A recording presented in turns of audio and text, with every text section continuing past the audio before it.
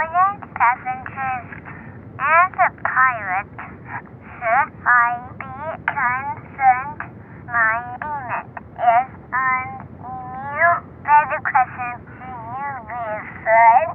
My life hope will be proved.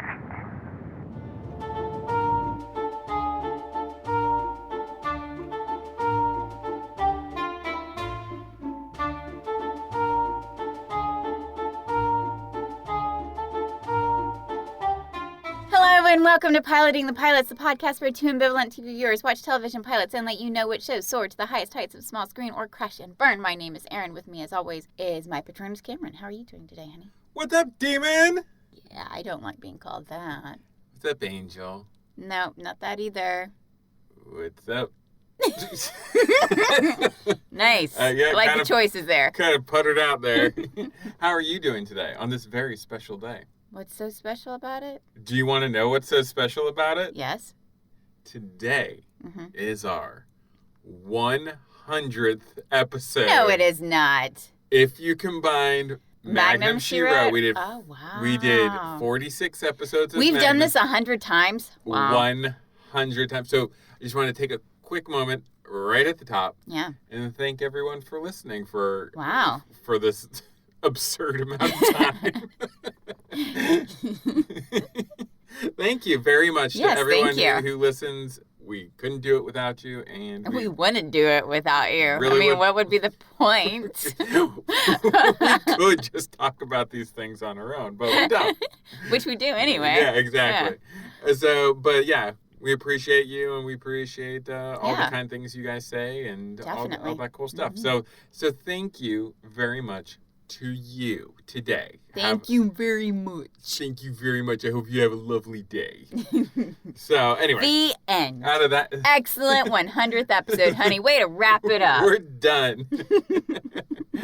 No, we're not done. We're never done. We're never done. Because there's too many shows. There's so many TV shows. They keep making more every day. Well, with new streaming services, too. They're everywhere. Everywhere. You can't stop it. No. It will not be stopped. It's not being stopped. So I think we need to go harder on our cynicism and criticisms for TV shows. Right. Because there's so many now. Yeah. These have to be amazeballs. It has to be like cream of the crop. Not just good, but yes. amazeballs. Because there's so many. Mm-hmm. I agree. There's so many now. Like if you want to rise above the chaff, you know, you gotta bring the goods. So I think we need to take the kids' gloves off. Yeah, we've been too damn nice. We've been too damn nice on this podcast. We've done 100 or 64 times now, where we've only like two of the shows. Well, we're gonna get harder with it now. Yeah. You gotta earn it. Yeah, you gotta earn it. Earn it. There's too many shows, and we don't want to greenlight everything. That's right. Make it special what's out there. That's right. So last week we did His Dark Materials, an HBO Max series, care of the BBC. Mm-hmm. Would you like to give us a show synopsis really quick for His Dark Materials? A young girl is destined to liberate her world from the grip of the magisterium, which represses people's ties to magic and their animal spirits, known as demons. Oh, I didn't know that's what it was about. That didn't, I guess it's kind of a spoiler. Well, that's helpful because now I know what's happening. Yeah, exactly. I didn't know that's what they were doing. I thought they had some sort of weird religion involving dust. And I really had no idea. We're like totally we both interpreted the show totally different, and it's not what the show is about. That's great. All right. I like that. All right. Do you want to give us an episode synopsis? Of course. It was Lyra's something or other. I didn't write down the name of the episode. It was like Lyra's. Oh, I wrote it down. Oh, look at me. Prepared. 100 episodes, huh? You did Lyra's Jordan. Nice. You're welcome. Because of Jordan College. Oh. Yeah, it took me a while to figure it out because I was like, well, who's her Jordan? It felt like Ruth's Chris Steakhouse to me. Yeah. Like, what does that mean? Yeah, exactly. Orphan Lyra Belacqua's world is turned upside down by her long-absent uncle's return from the north, while the glamorous Mrs. Coulter visits. Ooh. Glam! And she has red nails, so I was like, yes, she is glamorous. She is glamorous. Any woman with red nails is glamorous. Hey, what color are your nails? What color are my nails? Remember my father used to insist on red nails. Insist. He said, why bother? Insist. Why even bother doing a manicure if it ain't going to be red? Exactly. He was a good man. Yes. Now I have red nails just because of your dad. I think so, because you didn't used to just do red nails. No. But yeah. Yeah, now they're always red. Yeah. Red toenails, red nails. Yeah. This show was starring the amazing James McAvoy. Looking fly in this. Yeah, he's looking good, right? That coat, man, he was working it. He played Lord Azrael. You know him from the X-Men New Class movies, where he plays the younger Professor X. And Mr. Tumnus. Looking all adorable. In The Lion, the Witch, and the Wardrobe. We had Clark Peters playing the Master. He's in John Wick and The Wire. Nice. We got Daphne Keane as Lyra Belacqua. She was in another X-Men movie. She was in Logan as X-23. Okay. And she's in something called The Refugees. And then we had Llewyn Lloyd as Roger Paslow, who was in Doctor Who and Judy. Yeah. Okay. And Roger was in Doctor Who? I'm trying to think. We've seen every Doctor Who. Yeah. And he's a young child. Yeah, so he would have been like maybe a baby at that time. Maybe he was a baby. Do they credit you as a baby, like on IMDb? Well, I would imagine if you're a 10-year-old, you want to have your resume, right? Yeah, like if he was in Doctor Who, he would have had to have been in the newest seasons. Right. Which I guess I've only seen once, so That's true. Maybe he did pop up in there somewhere. True. Yeah. Anyway, this was first released November 4th, 2019. The number one song was Lose You to Love Me by Selena Gomez. Whatever. And Midway was the number one movie, which is a big whatever for me. Wait, another war picture about Midway? Yeah. They've made like 1,000 of those. I know. I can't think of anything more boring. I mean, like... War's not boring, but it's like, we've already done this, and it was great. There's nothing... Why do we have to do this again? There's nothing more exciting than kicking a Nazi in the nuts. For sure. I'm not complaining about that. For sure. But yeah, I feel like, let's do something different. Well, you know what? I say that, and I'm like, we have so many neo-Nazis, maybe they need to watch their asses getting kicked again. Yeah, and now I'm changing my thing, because I'm like, I think it has to... You have to do a new one for every generation, kind of like Romeo and Juliet. Right, like you have to do you have to remind a new rendition. Because a lot of people are averse to watching like older movies, even though they're great. Yeah. So you have to do like a Baz Luhrmann. Yeah, that makes sense. Because people don't want to watch Zeffirelli, or whatever. So I get it. Okay. Fair enough. We've come to a new decision. Everyone who listens to our podcast should go out and rent Midway today. Watch some Nazis get their butt beat. Yeah, kick them in the nuts. Kick them right in the nuts. Kick them in the nutsies. Nice. Anyway, what were your predictions for this television show that we watched? Well, I had no idea what I was watching.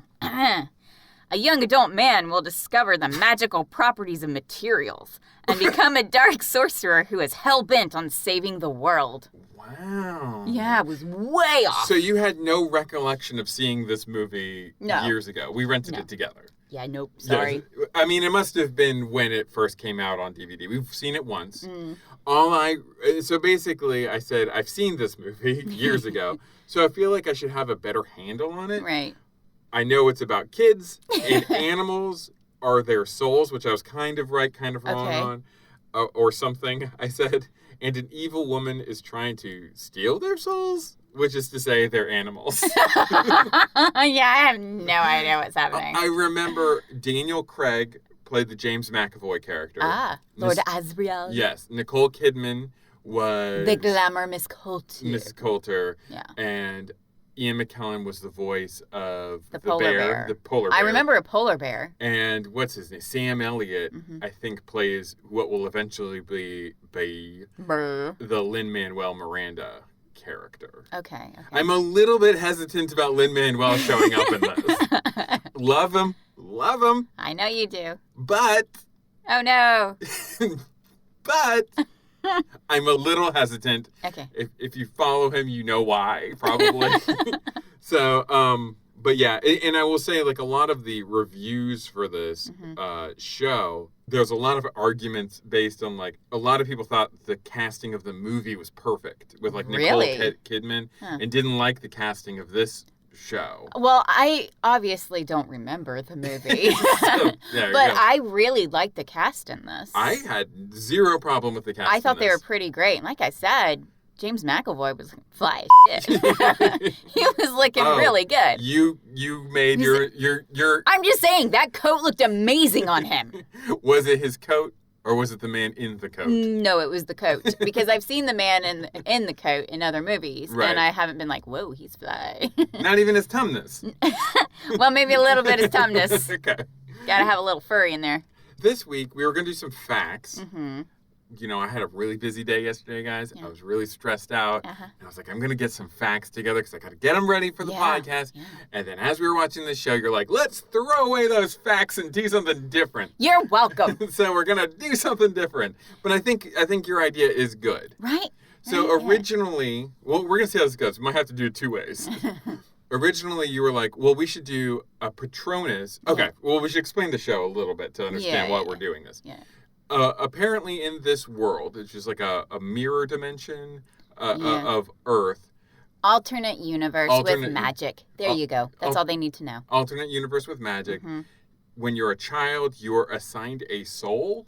Yeah, I'm not really sure what happens with that. I don't know how you get this soul. It's not your personal soul. It's like an external soul. It's another person's soul so I think who died. And they come Which is back. why Roger's like, then why did they leave these gross skeletons behind? Yes, okay, right. Yeah. And then this soul kind of ages with you. And then when you become of age, which seems to be about 13, the soul chooses its final shape. Yeah. Which could be a little bit confusing because in Lyra's up until soul. Then, there's constantly changing form depending on the situation, right? Between shots sometimes, which is like, which, okay, I get it, but also it felt like if in between shots of a TV show, they like replaced the actor who plays Joey on Friends with like someone else. Yeah. And then it's back to Matt LeBlanc. It's just like, it was like, sometimes we're like, wait, what? Oh, okay, that's just his new form. Yeah.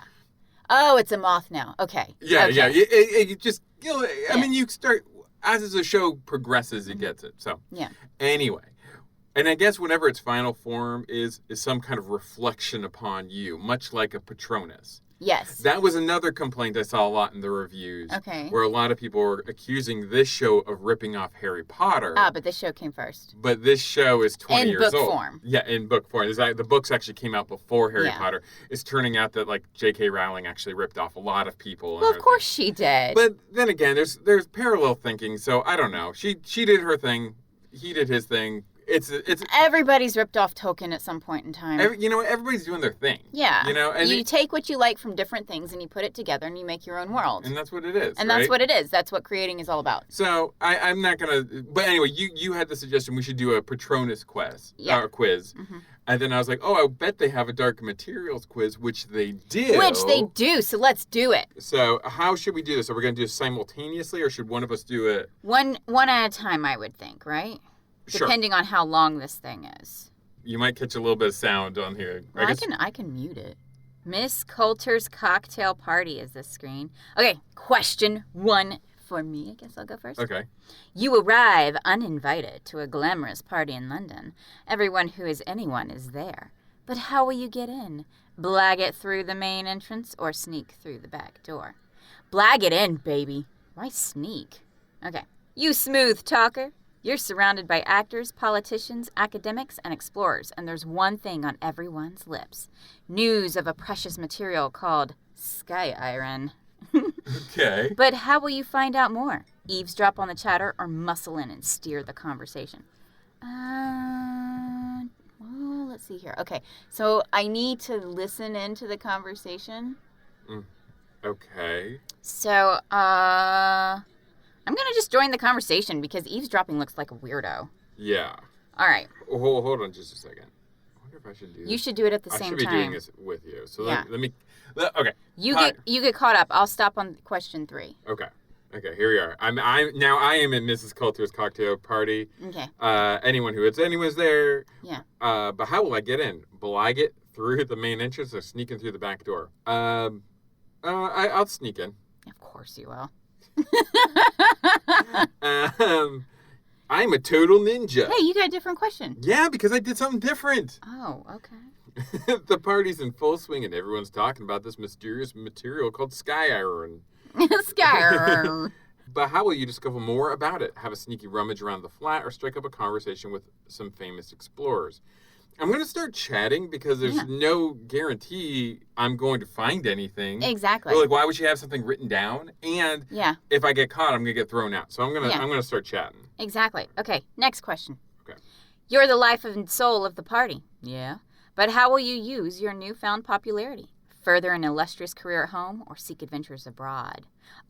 Illustrious career at home. Okay. Since mine is different. Yeah, since yours is different. Sky Iron is every bit as incredible as the company you are with. Molded by bears in Svalbard. Owning it means you can exert power. The explorers you meet are going to voyage north to find it. Do you join them or venture off to lands unknown alone? Now, this company is incredible. But just because they're incredible, do I trust them? I'm going to go it alone. Azrael doesn't trust anybody. Yeah, I'm going to go it alone. I'm going to take Tumnus's idea. Okay, I am now in Jordan College. Something's happening. Yeah, you're going to be in Jordan College next, too. Okay. Oh, no, you're in Trollsund. You've moved to a different location. I've moved to a different location. I wonder if this is very confusing for listeners because we're going It is. We're going back and forth. Depending on our answer. Okay, guys, this quiz, depending on your answers, it takes you to different places. Yes. So because I was just blagging it in, I was now sent to Jordan College. And because you wanted to explore the north, apparently, you are now in the north. I'm in the north. So maybe you should do your section so it's clearer to them what's happening. Okay, sure. So it's like, and then whenever you get to the next part, you stop, then I'll go. Sure. Okay. You're a valued member of society with a healthy respect for authority. What? That is not me. Nerd. Not me. Nerd. At the party, you met a professor studying sky iron. That dumb thing. At Jordan College, Oxford. You did well to gain his trust and accept a job under his tutelage. God, you're such a Watch nerd. him closely to discover more. The professor leaves you during your first week to travel north after hearing that sky iron, or whatever, that is so hard to say, Sky iron.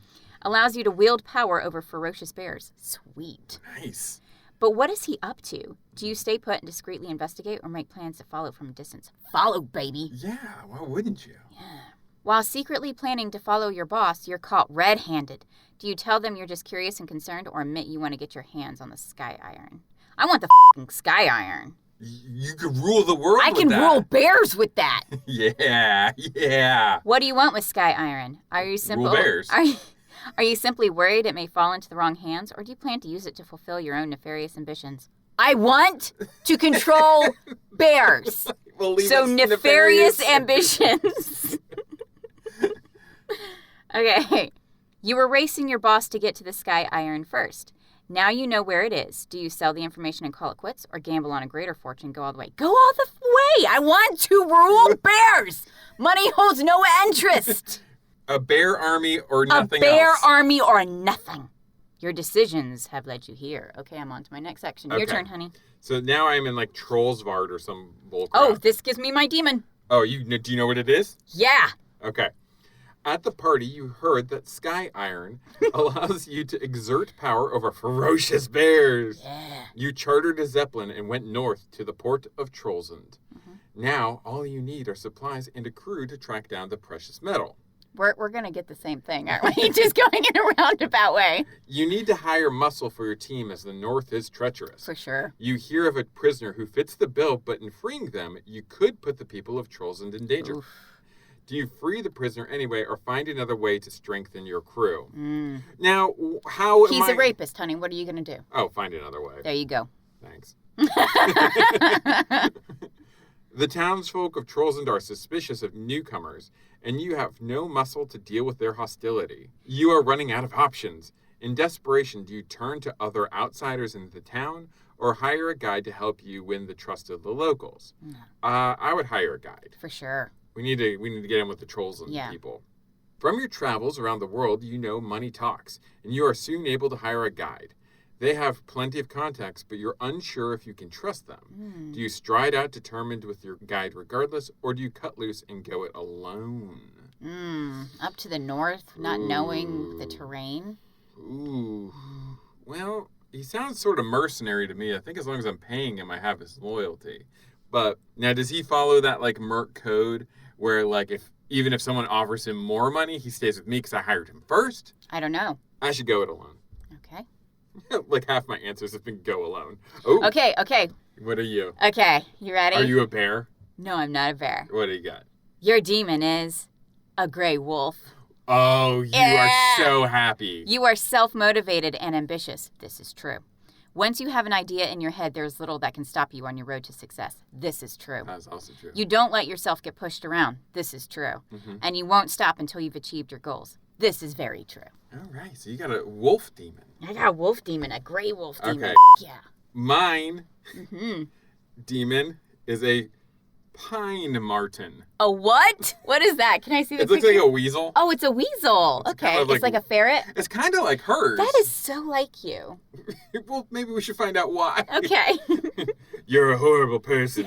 No, ferrets are nice. I have a magnetic personality and can easily gain the confidence of others. Yes. You have an innate ability to understand the motivations of those around you, and consequently, your trust can be hard to attain. You are fiercely independent, if somewhat stubborn. I don't know about this. If you need something done, you will do it yourself, but always with flair and style. Really? Let's let everyone believe I'm more interesting than I am. You love traveling and are endlessly curious about the world. You are brave in the face of adversity, for which you are universally admired. Universally admired. Okay. And that was from the BBC Connected Studio, UK. You don't seem very impressed by my pine marten. I don't think it's really you. You think I should have let that criminal free? No, definitely not. Well, like I said, there's gray areas here. What is he in jail for? Yeah, exactly. You know, is it unjust? I don't know. Exactly. So, I mean, like, as soon as you said that, then it's like, well, yeah, I'm going to let him run. Oh, so you're saying it's my fault. I'm saying you're it's a ferret. Do you want to take it again? Play again? No. To find out what you are? I'm saying I'm too weak to be my own. I'm not saying you're weak. I think your demon would be a hawk. You think a Someone hawk? that always looks at the bigger picture Right. of things.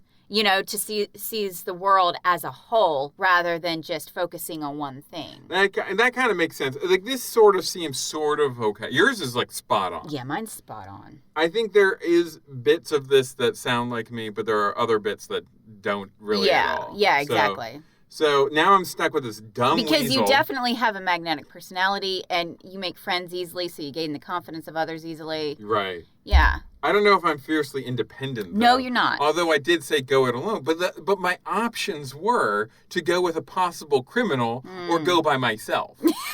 And if given that option, I'm going to go by myself. All right. You know? Yeah. So, well, maybe I wouldn't. I don't know. My demon should just be indecisive. It'll be like half hawk, half It'd weasel. be like a chimera, but not intentionally. And not intentionally, and in no way that would actually be like functional. Like, he wouldn't have the wings of a hawk. He'd have like the tail of a hawk. He'd have the wings of a chicken. Yeah. So it wouldn't exactly fly. Like, none of the good parts would have melded together. It's not like a flying weasel. It would be like a hawk that can't fly. Love that. There you go. There you go. But anyway, feel free to go find out what your own personal demon is. Yeah. And let us know. Let us know. I'd be very interested. Oh, I'd be very interested. Very interested. I'm glad we did that rather than the Patronus thing. Okay. Okay. So now. I didn't know they had demon tests. So I didn't know either. BuzzFeed has one. I wonder if you should take the BuzzFeed one. Should I take the BuzzFeed one? Yeah, I think you should take the BuzzFeed one because, like, this one doesn't nail you. All right. Sorry, guys. I guess we're doing this again? Just for you. I nailed mine. Okay. Here we go. What form will my demon take? Mm-hmm. What are you like at parties? I avoid big parties. Boom. Boom. We got it. Nailed it. I didn't even read the other ones. If you see your partner flirting with someone else, what is your reaction? I can dump you. Go over there and make it clear to everyone that I own you. Yeah. Roll my eyes and ignore it. You know they won't find anyone better than you anyway. Flirt with someone else to get back at them. Confront them about it later. Be annoyed, but let it go unless it happens again. I'm a big flirt, so this is something you have to deal with. So how do you deal with it when you see me flirting? Roll my eyes and ignore it. I don't care. Yeah, exactly. I guess that's it, because I'm like, you're not leaving me. I don't care. No way in hell. I'm just a flirt. Yeah, who cares? Yeah. I mean, like, is your definition of flirting like having sex with them? Yeah, that's not my definition. If it's just like flirting, I don't give a crap. I flirt all the time. Yeah. That's just my personality. Jeez. You're running late to a meeting with a friend. What do? Go at your normal pace, because you wouldn't be running late in the first place. That's probably it. You probably wouldn't realize how late you know. You would profusely apologize and buy them a drink. I mean, if I end up being late, you would thank them for waiting. That's polite. You're late so often they probably preemptively showed up 30 minutes later than planned. I wouldn't be running late in the first place. I'm usually like 15, 20 minutes early to anything. Exactly. So. How do you shop for clothes? Which like yesterday, like I had to go to the bank and I left here, and then I was like, I have 15 minutes before the bank even opens. Like, I don't even know what I'm doing. How do you shop for clothes? I love shopping and are basically in a constant state of doing it. You're very picky and only buy when you find the perfect thing. No. You never really shop. You just seem to acquire things, usually gifts and hand-me-downs. No. You buy practical things out of necessity but don't care how they look. You buy lots of fun stuff but only wear 20% of it. You're obsessed with finding unusual and interesting. No. You buy things that are of good quality and very classic because you want things to last. I don't really like how it's worded, but I probably buy... But the necessity? I buy things practical out of necessity. Yeah. I mean, I care how they look. I don't want to look trashy. You're right. But I'm, like, not too concerned. Exactly. When you have to make a big life decision, how do you go about making it? I go with my gut. I will very systematically go through all the pros and cons of every... Overthink it. I will ask my friends and family. I tend to just make up snap decisions. I flip a coin. I ask a mentor. Well, you've got three good options there that you would all do while trying to make this decision. I think all of those things I would do fall under the umbrella of I will systematically go through all the pros and cons. Because then I would then go to friends and family, and then I would flip a coin. Yeah. And then I would ask a mentor. So how do you deal with heartbreak? Wallow in bed and watch romantic films? Nope. Go drinking and live my best life? Nope. Now, immediately find a rebound? Nope. Transform my look? Nope. Channel it into art? Obsess over them for a while until you get bored? I'm going to say channel it into art. Yeah, because you'd write. Yeah, I'd write or something, or write a song or something. What word would you like your friends to use to describe me? Loyal, charming, elegant, creative, powerful, cool. I think you're charming and loyal. I think I would say creative. Okay. This is my test, not yours. Okay. No, I was saying that about you. Oh, yeah. You're charming and loyal. I'm not charming and loyal. Yeah, I'm insulted by that. Yeah, you're insulted by that. Which of these negative traits would you say you're most guilty of? I'm loud? No. Flaky? Aloof? No. Scatterbrained? No. Sneaky? No. Lazy? Of those things, I'm probably aloof? You can be pretentious sometimes. What does that fall under? Aloof. Is that aloof? Okay. I don't know. You pick one. It's your quiz. Right. I feel like I'm scatterbrained, but I'm probably not as bad as I think. Maybe aloof. Maybe I can Well, maybe if you think your scatterbrained is your most negative trait, then you choose that. You know, I'm going to go scatterbrained because that's where my That's heart your gut, That's right? where my gut went. Okay. So scatterbrained. Oh, good God. This is even better. I love this so much. Oh, my God. I love this. Okay, so according to BuzzFeed, this is so lame. This is perfect. My demon would be a bright and colorful hummingbird. Wonderful. My hummingbird demon would flicker near me, matching its colorful feathers to your own colorful imagination. You're sweet-natured, kind, and incredibly creative. Very true. You tend to keep yourself to yourself. That's true. But not because you're shy or anxious. True. You just have your very own specific interests and prefer to invest your time in those things. Exactly. This is actually pretty close. Pretty close. You have a dreamy quality, but you're not naive at all. I would agree with that. You understand that time is precious, and so you choose to invest it into your passions. Truth. You know what? That's actually, you know what? That's actually not too far off. I can totally see you having a hummingbird. I can too. I can totally see it. That fits me more than the weasel thing. Oh, yeah, this fits you way more. You're a hummingbird, the weasel was about 50 to 60% there. Yeah. This is, I think, probably almost like 100%. Yes. Yes. So, yes. Okay. All right. There we go. So we spent a lot of time on that. You should too. Everyone should do that. Yeah, Everyone exactly. should do that. Now we should talk about his dark majesty and materials. Right at the top, I have to say, I can't complain. They gave us the exposition right at the... Yeah. Oh my gosh. And they even started out with, what are you fighting for? With Lyra, she's fighting to get her friend back. Yes. And she has a quaint life that she's currently living. Yes. Just like The Hobbit. You know, you start out with that nice, quaint life, and you know what you're fighting for. Exactly. Brief overview of this episode. Where we find out from the exposition up there was some kind of deluge at some time, like a biblical type flood. Yes. And this child, Lyra, was rescued, apparently, or seemingly, by Lord Asriel. Mm-hmm. He brings her to Oxford College, where he requests scholastic sanctuary, which I like that. This is like a world where science, instead of like religion, I guess, has become like a central... No. He asks, well, and how I see it. I could be completely wrong. I could be completely wrong. But no, he asked for scholastic sanctuary so she can be taught. Yeah. Because the magisterium only teaches about certain magics. Okay. And scholastic sanctuary means you can explore science without fear of being burned at the stake for heresy. Right. Well, that's what I'm saying. But there's a certain level to that, though. You can't just go around saying, hey, only adults are affected by dust. You'll instantly get burned. Right. Like, basically, there's like, it's like science-y magic. Yeah. But there's like still like a kind of heretical aspect to it.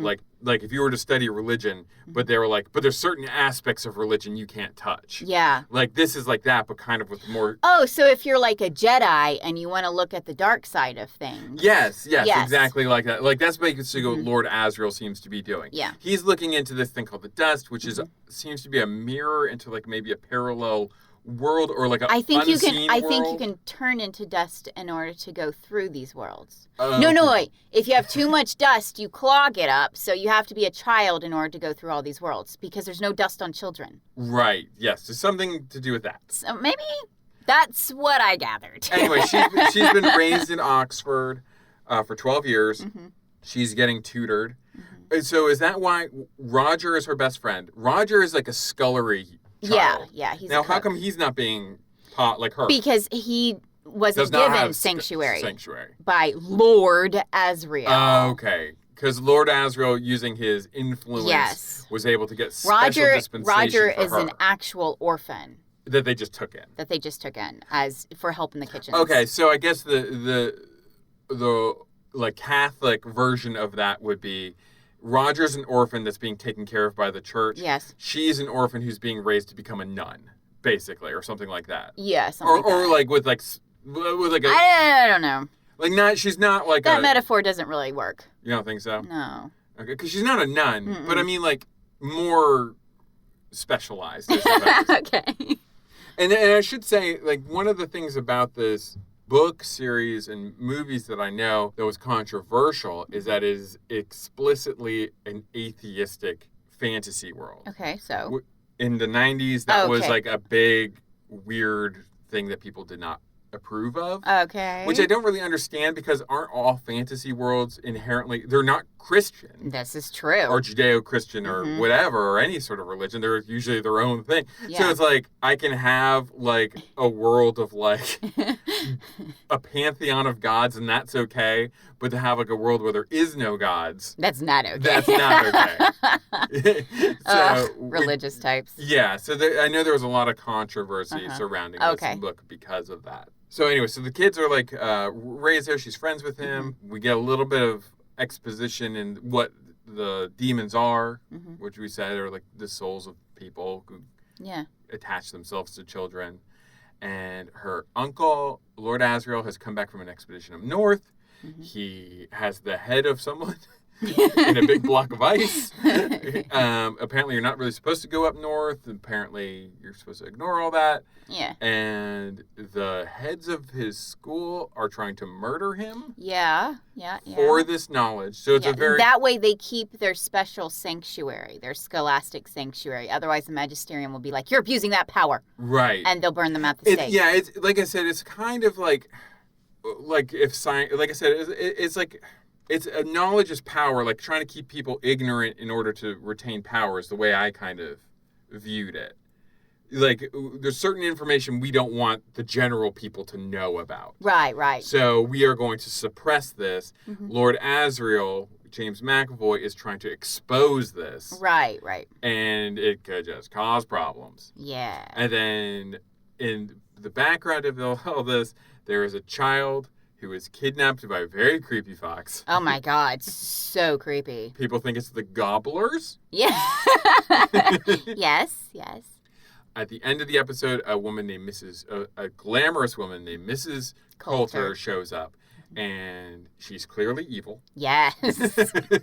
Clearly. And she wants to take Lyra under her wing, take her... Because she's the girl of the prophecy, so she wants to use her for soul something, which is yet to be revealed. Wow, yeah, soul sucking. I mean, this is That's the all first I know. episode. This is all I know. Now, I would say the show has a lot of... I think the show balanced a lot of things well. Mm-hmm. I think it gave us enough information to follow what was going on in the world. Right. It gave us enough mystery to leave us intrigued about where things are going to go. They didn't give too much. They give, you know. Yeah, exactly. So, like, I think it was done very well. Yes. It was very, I feel very secure in the world after the first episode. Like, right. I'm like, okay, I get kind of what's going on. Yeah. I don't know where this is going yet. Right. But I'm secure in this. Yeah. And then she wants her friend Roger, the scullery boy, to come with her, with Mrs. Coulter, and he mysteriously also gets eaten by the creepy wolf. The creepy fox. Yes. And, the creepy fox. Yeah, it's a fox, not a wolf. Not a wolf. And wolves are good. Wolves are good. They're not going to eat your kids. So, and that's basically the episode. She goes to try to find her friend at the end. Uh-huh. Oh, and then you brought up a really good point because, like, she says to Miss Coulter, is like, I want you to become my assistant to Lyra. And then Lyra says, I only want to go if my friend Roger can go. Yeah. And Mrs. Coulter's kind of hesitant about that, but then eventually she relents and is like, yes, okay, you can bring Roger with you. Right. And they hug. Yeah. And then you said, very astutely, I think. Why, thank you, sometimes. What did you say? I said, that must mean Lyra has a lot of pull. Yeah, she has that she doesn't know she has. Yeah, she was able to make a really kind of big demand. A big request. I want you to bring this other guy with me. Yeah, because can you imagine that if you were like going to like... I want to hire you as my assistant. Yeah, but you also have to hire my best friend at the same time. Well, I don't want to, but I want you to. Okay, I want you. I need you. Yes. So whatever you demand, I'll make happen. So I liked that dynamic of how innocent Lyra is. Yeah. That she doesn't realize...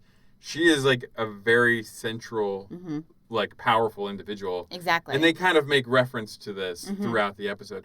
Although, like, I never really understood, like, because at the end, the master says to her, he gives her the golden compass, I assume. Yeah, I think that's the golden compass. A lithiometer is what they call it. Lithiometer. A lithiometer, which is supposed to tell if the truth or a lie or whatever. And he's like, I'm going to send you with Mrs. Coulter. I don't know if it's a good idea. Yes, like, why don't you use your truth-telling compass? Yeah, why don't you use the freaking truth-teller compass to find out if it's a good idea? So I didn't really understand, like, some of those things that were happening. I have this pet annoyance, really. Okay. When animals talk. Yeah, you don't like that. I don't like, especially CG animals talking in a world where humans are talking. Have you seen the Dr. Dolittle with Robert Downey Jr.? Oh, God, please don't make me. I would hate it so much. I don't like talking animals and, like, real-life animals talking and CG animals. What about, like, in Disney movies? Those are okay. Okay. Those are okay because most of the time they're animated. Right, but when you're trying to make it look real, right? I don't know. I just have issues with it. I think why not it's just stupid. make them like telekinetic? Right? Yeah, I always thought they'd be telekinetic, and that would make them more special rather than a snow leopard being like, "We have to go. We're running out of time." Yeah. Well, and then the moment you're talking about too is it's at the beginning when he's on a mountaintop. Yeah. And he's like, find us a way down the mountain. And she starts going down the mountain, the snow leopard. And she's like, you got to favor your right side, sir. And then he's like, okay. And then he rappels down the mountain. I'm like, well, why are you asking her for a route down? You have a rope that's secured. And you're just going to go straight down. Exactly. So there was a couple of moments like that during the show. I was like, I get what you're trying to do here. Right. But you're also undermining it by what we're actually seeing on the screen. Exactly. And really, too, I would hate to have an animal follow me around everywhere and just talk to me. See? Ugh. Well, I'm not into that. I think a lot of our listeners, we do not have pets. Although we grew up with pets. We both have pets. I grew up on a farm. We also have 2 children. We don't need a pet, We don't need an effing pet. Not right now. Maybe when they're a little older. What I wanted to ask you about, Disney, animated. Mm-hmm. Do you have a problem if it's like an animated animal talking to an animated human? No. Because it's a cartoon. They can discuss things. Yeah, cartoons can do whatever. Okay, I just didn't know. But when you're trying to make it look realistic, that's when I have a problem. Right. Just regular CG, the fun CG, that's fine. Right. Because it doesn't look real. Well, and it's just the problem with their mouth shapes. Animal mouths don't move like that. Exactly. So I just find it's not disconcerting. I just think it's stupid. It's like how they found out, I think relatively recently, when I say recent, probably the last few years, that Tyrannosaurus Rex or a lot of dinosaurs didn't have the vocal capacities to make any sound. What? So they wouldn't have roared like in Jurassic Park But I or need anything. that roar. Yeah, but I mean, think about it, like a crocodile or an alligator. They don't roar. They hiss. They hiss. So they might have hissed. They probably hiss creepily. But they didn't bellow roars like a elephant or whatever. Interesting.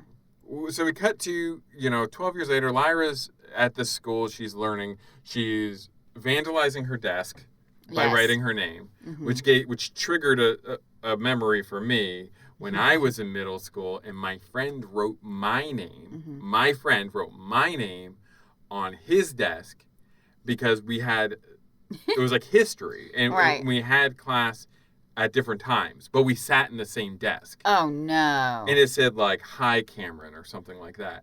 And I got into class, and my teacher gave me a detention because it was my name. Oh, my God. And I got so upset because I was like, why would I write Hi Cameron to myself? Yeah. It wasn't me. Yeah. And I got really upset, and I eventually got out of the detention because I think I started crying.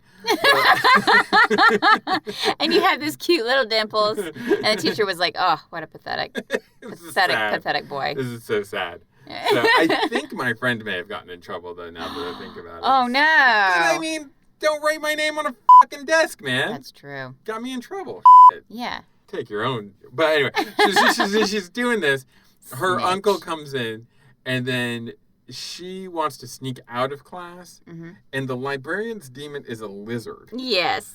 And so she asks the librarian to get this certain book on top of a shelf so his back will be turned so she can walk out. Yeah. But the lizard, his talking lizard... is staring right at her. And I was like... And it doesn't say a thing. I'm like, his soulmate can't stand him. Yeah. He just let that girl walk out. Just let her walk out. Just let her... The soul lizard liked her more than his own friends. But, I mean, regardless of the animal speaking, I thought... For the most part, the CG as far as the animals was pretty good.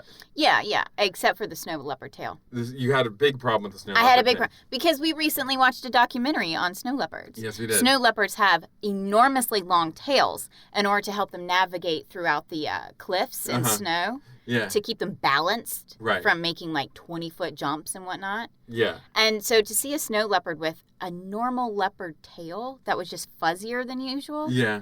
Was just disconcerting for me. You didn't like that? I didn't like that, no, because that tail needs to be twice as long as the body. I thought it was weird that the CG for the animals was quite good, but the CG for the airships was quite terrible. That was awful. That was awful. How do you mess that up? Yeah, I was like, this is weird. The CG animals look pretty kind of magical and real. Yeah. They still kind of don't look exactly real, but they look magical enough to where it works. You can. But the airships were just pasted on there. They were just slapped on there. I love Doctor Who, but it doesn't always have the best CG in the world. it was kind of Doctor Who, and it it felt pasted on. It was it was so clear that it was not in whatever picture you were looking at. It was weird. It was really bad. I said, like Shadow and Bones, I do think I want to read these books. Okay. I thought it interested me enough to kind of want to read more. Right. Although I liked this show far more than I liked Shadow and Bone. For sure. Yeah. For sure. Oh, and there was one scene. So after the Master gives her the lie detector compass, she leaves, and I liked this line because I was like, this is intriguing as fuck, man. He says, all we can be is scared for her, and scared of her. Ooh, powerful. Yeah, it's kind of a clunky line if you think about it. Right. No one would really talk like that. No. It does lead that mystery of what's going on. Yeah, we know she has to betray good people, so she has to be a bad guy first for a while. Yeah, so like Anakin. Oh, here we go with Anakin. Here we go. Can we go one episode without talking about Anakin Skywalker? No, we cannot. And it's specifically the animated Anakin Skywalker that you... Oh, yeah. I haven't watched the prequels in years. I have no idea what those are about anymore. It's all just It's Clone not the Wars Hayden Christensen version of Anakin Skywalker so much. Hey, you don't have to defend me. I can stand up for myself. I know who I like. I know who it is. And then there was another scene that... It seemed like all the scenes that I kind of had problems with were the ones with James McAvoy, even though I think he did an amazing job. There just always seemed to be something clunky that happened with this. So she spies on him when her uncle comes. Right. And she leaves that class. And then she witnesses the Master poisoning, supposedly. Right. Well, I think he is poisoning because the guy is we shouldn't be murdering. And he's like, we got to murder sometimes. We got to murder sometimes. And keeps the world right. And she rescues him from this poison. Uh-huh. And then he stuffs her into a crawl space, and he's like, I want you to spy. And, so I didn't think he would be a part of the meeting. Right, yes. Because why is he wanting her to spy on what he's saying? He could have easily told her. I guess so she could see it for herself. So it wasn't, so she has an objective, okay. She doesn't have an objective. She likes Azrael. No, objective as opposed to subjective. She has it's proven she has it in front of her face rather than someone telling you something. But anyway, so he's like, what I want you to definitely make note of is anytime dust is mentioned. Yeah. Okay, fine. Okay. They do that. Then it's mentioned 5,000 times per sentence. 5,000 times. She writes down. She goes home. He puts her to bed, and she says, "What is dust?" And he says, "Nothing to do with you." Yeah, I know. I was like, wait a second. You just specifically told her. And I have a very important question. What is dust? What is dust? What is dust? Seriously. Answer that. Yeah. Please. But don't ask someone to specifically spy on something that has to deal with dust. And then when they ask you what it is, be like, that doesn't have anything to do with it. It's well, why did I bother? This is because none of you your were business. in there. You were giving the lecture, sir. Dust is none of your business. Why were you spying on it? He's gaslighting her, poor little girl. But I did like her response to it. Can I see the head? Yeah, that was cute. The ice cold mummified head of this dead guy. I thought she was great. I thought everybody. Oh, I loved all the actors. Yeah, I didn't have any problem with any of the actors. I think they did an amazing job. It's BBC. Yeah. The BBC doesn't bring. The BBC does good stuff. They come with the heat. Yeah. Yeah, they do. Want to hear some reviews? Of course. IMDb. You need to clean house. Oh. Because is this so woke? It's so woke. Oh, come on. I'm sick of the term woke. Because it means nothing anymore. It means nothing. It means nothing. Because all these piece of crap people have taken that word and tried to weaponize it. Yeah. But they really haven't done that even. It's just stupid now. You shouldn't even be woke. You should be normal and treat everyone with respect. And I just don't understand it because it goes back, and I'm sure we've talked about this before. It's people who read Spider-Man comics and don't get the central idea behind Spider-Man comics. Yeah. Or Star Trek and they don't get what it's about. Exactly. It's what are you even why are you watching this? It's really weird because some of these Star Trek watchers that I've had conversations with, they're incel Yes. They have no idea how to be open-minded. And I'm like, how are you a fan of Star Trek?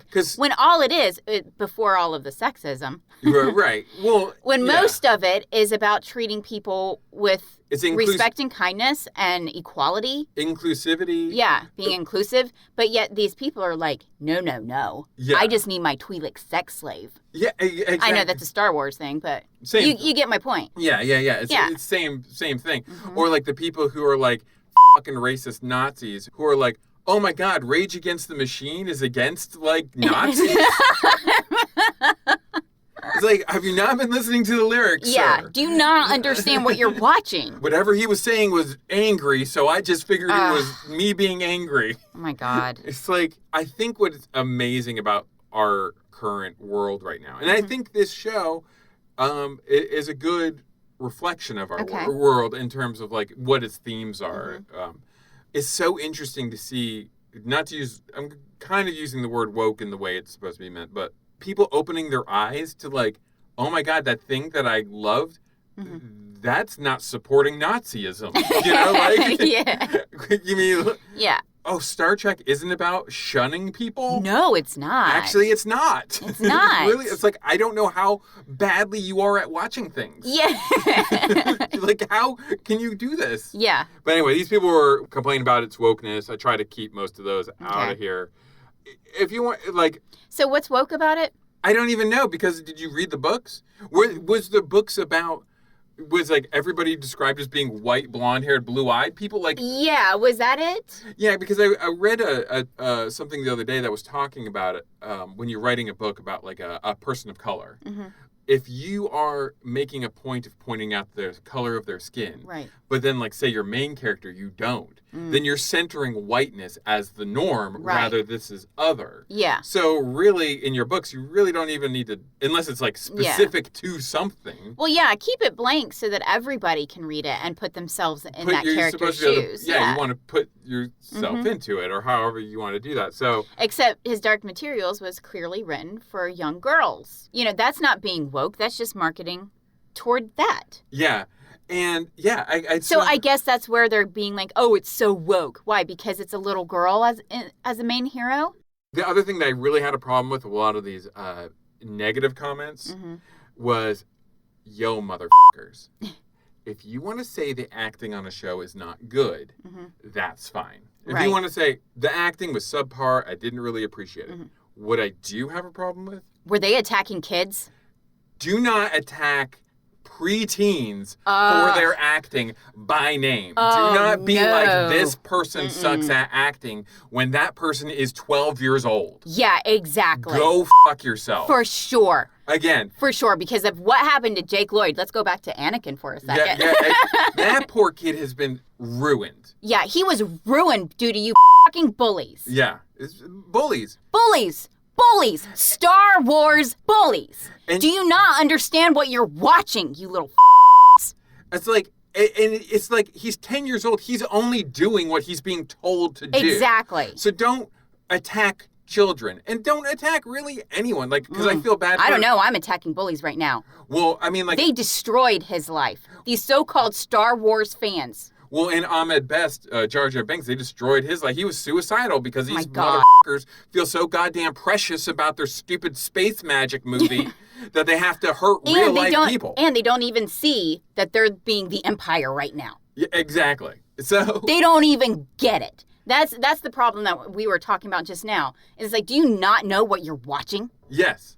And how dare you then become something so evil that you would destroy these people's lives because you don't like their acting? Yeah. This child? Like... You go yourself. This is like her second role ever. Like, I think she did an amazing job. But honestly, even if I didn't feel like she did an amazing job... I would never attack her personally. I would never attack her personally. Like I said, I would maybe say a blanket statement of, the acting in the show could have been better. Yeah. I'm not pointing at anyone. Exactly. Because we don't need... It's like all the people that go after, like, the Stranger Things kids. Or sexualize 11 or whatever, and she's, like, 12. Like, oh, my God. What are you doing? What is wrong with you? Do you even understand the purpose of these shows that you're watching? Because clearly you don't. You've missed it completely. How can I center this show about kids around me and sex? Yeah, how can I jerk off to this 12-year-old girl? Can I make the real-life person miserable because this show did not appeal to me? Yeah, right. So, if you're going to go do that, go yourself. Just leave kids alone. Especially kid actors. Just leave them alone. Exactly. Okay? This pursed person calls it a hack job. Okay. It is from G. Manvelian. For anyone who's read the book, they can concur that this show is a hack job. Yeah. Well, TV shows and movies are the tip of the iceberg. Yeah. The books are the whole iceberg. Well, and it's what we were talking about with Shadow and Bone. Yeah. Except for, personally, having not read either book, I think this this show did a better job of immersing me. Okay. Yes. You know what I mean? Like, Shadow and Bone, it felt almost required that I read the book. Yeah. This, I can follow along without reading the book. Yeah. They literally cut out entire extremely important characters that are crucial to the eventual evolution of the plot. It's and obscene embarrassment. Nice. Okay, G-Man. This is like getting into I cannot... Take a step back. I don't know. They took out Gone, Berry, Gone. Gone, Berry, Gone. An obscene embarrassment. Yeah, that's taking it way too far. Calm down. This show is way too fast-paced. Oh, actually, I should probably read this as written. The show is too, T-O, fast-paced because of that. For anyone who thinks this is developing slowly, you actually a moron. I love it when people insult others with their poor grammar. You actually a moron. You find out things in the first 4 episodes that you would never find out so soon.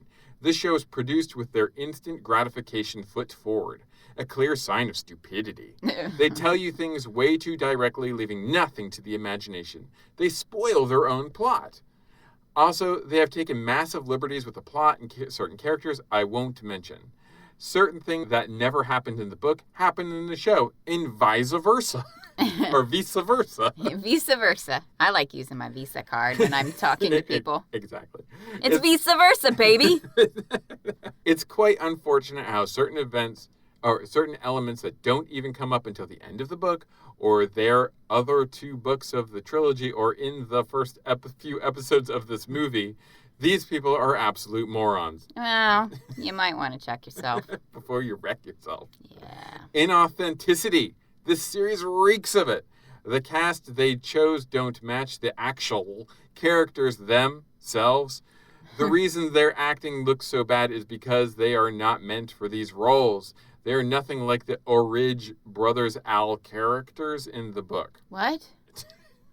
Look, he's calling us a moron. We should listen. He's probably not wrong. I don't understand a word he's saying, so maybe that makes me moronic. Yes, of course. He's smarter. His creative use of grammar and spelling is actually... It's very cubist. So maybe that's why I can't keep up with it. This is a Dadaist review. He just threw a whole bunch of words into a hat, picked them out randomly. Nice, I like it. At least the Golden Compass movie had good actors for the assigned roles. Never mind the acting, it was poorly written. Same thing goes for the show. They are all great actors in their own right. So as long as they get the right role and authentic role. Well, people aren't born for roles. I'm just saying, you just kind of act the part you're given. Yeah. It's not. There's nothing authentic about it. This isn't authentic Italian food. Well, these are just actors. This is acting. There's nothing authentic about acting. Yeah, I don't get people like this. I'm very confused by this. This is from Rye Broke. It says, really great. I love this show. Binge the hell out of it. Story is really good, deeply layered. Great actors. Great CGI that's used as it's supposed to be. You can't tell what's real and what's CGI, except for the airships. And the animals. Puts many, many movies to shame. Don't compare this to the American Hollywood ripoff Golden Compass, which flopped as it deserved, as it was a terribly bad adaptation. Currently reading the books as well, adaptation is done really well. And people who give this low ratings and compare it to Harry Potter are insane. I also love Harry Potter, but this is not comparable. It's like comparing football to car racing. And to the ignorant people who say... most people would say apples to oranges. But, sure. Let's go with they football want to to go car really racing. Extreme. Yeah, okay, I think apples and oranges is more apt, though, because it's closer to Harry Potter. Because they're fruit. Yeah. Whereas football is a sport and car racing is car racing. It's stupid, yes. Yeah. Well, I think football's stupid too. So maybe in the category of stupid, sure. Sure. Under that umbrella of stupid. Okay, gotcha. And to the ignorant people who say it's a Golden Compass ripoff, it is an adaptation of the same book. Oh my God, it's a Golden Compass ripoff. So people watch this and are like, this is just like that movie that came out. Except this is worse. Wow, okay. Only the Golden Compass movie failed so hard that they only got to the first book. Okay. And just some trivia, his Dark Materials have been published in more than 40 languages and have sold close to 18 million copies. Nice. The adaptation was announced in 2015 to celebrate the 20th anniversary of the novel. Nice. And it is the first HBO drama series to not be TV mature. Wow, nice. Previously, only miniseries From the Earth to the Moon and John Adams carried the more family-friendly TV-14 rating. Really? John Adams, when they tarred and feathered that guy nude? Yeah. That was only TV-14? It's historic. That was only TV-14? With this... Or when he's busy f***ing her in the, that was only TV-14? The most sad and depressing sex scene ever filmed. Ever. And they just, sit up afterwards and they're like, how are you doing? Yeah, I'm going to go put my shoes on. Yeah. Okay. Yeah, okay. All right. So that happened.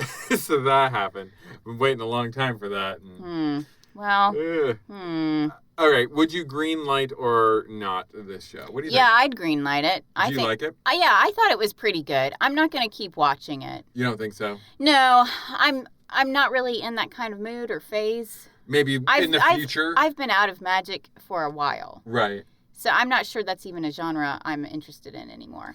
But if I was a young girl, like a teenage girl, or, even somebody who did like magic shows. Yeah. Not, hokey magic shows, but right. Shows that deal with magic, I think I would love this. I think it's complicated enough as fantasy that it's going to be really interesting. I think I would greenlight it for sure. Yeah. I agree with you. I don't think I'm going to watch it. Yeah. Or if I do, it'll be in the future at some point. Maybe if I'm ever sick. Yeah. Well, I don't know. If I'm sick, I like watching really bad movies. That's true. Like The Core. Yeah. Dante's Peak, baby. Yeah, that's it. No, I think there's a aesthetic that's going on with these kind of fantasy shows, and I don't really know how to describe it other than it's just very washed out. If you think of The Witcher, and you think of Shadow and Bone, and you think of this, it all feels very gray. And I think it helps to blend in the CG better. I think you're right. I think that's exactly what it is. And, too, it's about trying to set a mood of this is not happy. Right, yes. It's somber. There's a somber mood to it and stuff.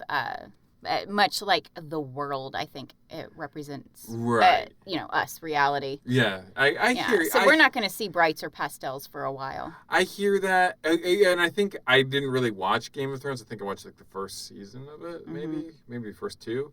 But I think a lot of that aesthetic comes from there, that grainy, and I think you're right. I think it is to mask a lot of the CG, or the flaws in the CG. But I'm just sort of bored with that color palette for fantasy. Yeah. Does that make sense? Yeah, because fantasy these days has gotten really dark. Yeah. There's not a high fantasy anymore. Yeah. It's just all dark fantasy, I think. And it's funny because the last movie I can think of that's fantasy that is sort of vibrant, or at least the first movie is The Hobbit. Yeah. And that one people didn't like. No. So because it didn't represent how they're feeling at the moment. Yeah. So it almost feels to me like the fantasy genre is kind of being treated like how for a long time female-led superhero movies were treated. Yeah. It was we've made this garbage female-led superhero movie, say Catwoman with Halle Berry. Oh, garbage. It flops. Garbage. Garbage. Or Elektra or Supergirl or whatever. Garbage. It flops, and then the studio say, people just aren't interested in seeing a female led superhero movie. It's like, no, they just want to see a good one. Yeah. So it's like, don't take that maybe people didn't like The Hobbit, which I do like its vibrancy and its brightness, as let's stay away from that. Like, I want to see... Well, you know another movie? Actually, you know what? What was it? It's not the Phantom Toll Booth. A Wrinkle in Time. Okay. Yeah, That one was actually vibrant, but that one flopped. Yeah. So I think they're looking at that and saying, like, oh, this doesn't sell. It must be the vibrant colors. Yeah. And we need to keep it dark. Instead of, racism. Yeah, or racism. Yeah. So everything ends up being really muted and dark, and I'm bored with that. I'm bored with that swatch. Yeah, I am too. So... Yeah, that's why all the covers I'm making these days are in your face. Yeah, I want to see brightness. I want to see colors. Yeah, because I've even left the bold colors behind. I'm all into pastels now. Yeah, I'm just done with all of this dark colors. Yeah, I'm just done with it. Yeah, it just feels so heavy, and I'm just not into that right now. But I mean, again, His Dark Materials, I like it. Or I liked it. Yeah. I think it's fine. I don't think I'm going to keep watching it. Nah. Maybe someday if the mood strikes me. Right. If the mood strikes me, I know that I enjoyed it enough that I would be willing to revisit it. But I don't see myself rushing to revisit it. Exactly. I'm really glad it exists, though. Because I think young girls would love something like this. And it's a good message that she's not just burning up maps to go find a boy. Yes. She's more autonomous. Yes. I think it's just the idea of a science-based sort of culture or science magic-y. Right. That's not just like dragons. I like the idea that it's a parallel universe. It's like our own, but a little different. I think it's a unique fantasy world. Yes. A lot of fantasy worlds feel like we're just copying and pasting Lord of the Rings and putting in new names. Yeah. This actually feels different. Yes, it does. So I do like that. I just wish that difference. And then I will say that some of the reviews that were complaining about the movie being better, one of the things they did mention was the colors in the movies were bright. Yeah. And they liked that. And I think I would have preferred a little bit more brightness. Not to say that the story's bright, but you know what I'm saying. I gotcha. Anyway. Piloting the Pilots releases each Tuesday and can be found on iTunes, SoundCloud, Stitcher, and wherever else fine podcasts can be found. And since this is our 100th episode, if you want to rate and review us on iTunes, that would be, we'd be very grateful for that. Yeah, exactly. As always, you can contact us with any questions or rebuttals on Twitter @PilotPilots or email us at pilotingthepilots@gmail.com. We would love to hear from you. I want to hear what your demons are, guys. Yes. Let us know what your demons are. And no, I don't want to know what, your real demons are. Your inner demons. Your inner demons. I do not want to know that. I wish we had more time to research this.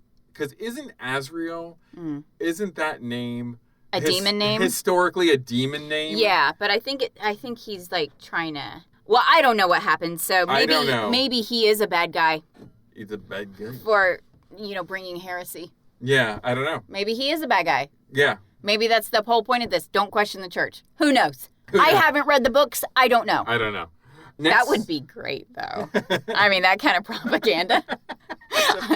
Just straight in your face propaganda. Don't question it. Just do it. Follow Just do it. Follow them, whatever they say. They're right. Next week, we decided we are going to be watching Jupiter's Legacy. Yeah. Which is a TV show based on... Don't tell me what it's about. I've got to write expectations. Okay, I won't say anything. And it's just based on the cover. Just based on the cover. Yeah. So we will be watching that. I think, it's been out for a couple of weeks. It was number 1 on Netflix, I think, last week. Yeah, so. Everything's number 1 on Netflix. I don't even trust I don't believe algorithms. That garbage. I think they pretty much force everyone to watch the same things. I think so. They're like, these are our shows, and oh my God, they're number 1. What? Guys? It's like, you guys don't like Citizen Kane? Nice. You like Jupiter's Legacy instead? Cool. Anyway, so that's what we'll be doing. So if you are interested to watch along on Netflix, we'll be watching Jupiter's Legacy. Yeah, and then the week after that, Castlevania. Yeah. Let's hit some anime. Yeah, have we done an animated I don't movie think so. or show? Mm-mm. Yeah, so I think it's about time we do that. Yeah. I remember Castlevania, the video games. I haven't played them. Yeah, I was terrible at them. Yeah? Terrible. All right, nice. So that'll be fun. Okay. But anyway, we will see you all next week. We hope you have a good week. If you haven't been vaccinated, please do so. That's right. Let's And get that herd immunity. Let's get that herd immunity. Let's do it. And we will see you next time. Bye. Love you. Bye.